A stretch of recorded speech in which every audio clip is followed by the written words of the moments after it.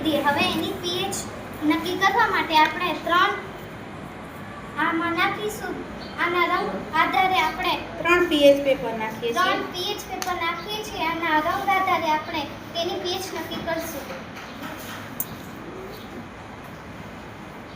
એક દ્રાવણ છે જેનો રંગ લીલો છે, લીલાની આસપાસ છે.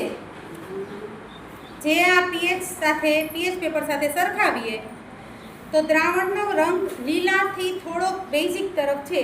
એટલે પીએચ જે છે એ એની 7 થી 8 ની વચ્ચે છે.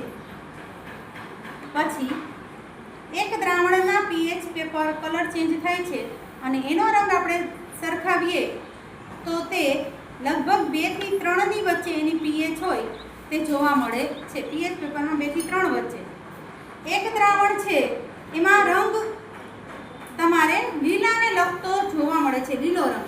એનો મતલબ કે આ દ્રાવણ તટસ્થ છે.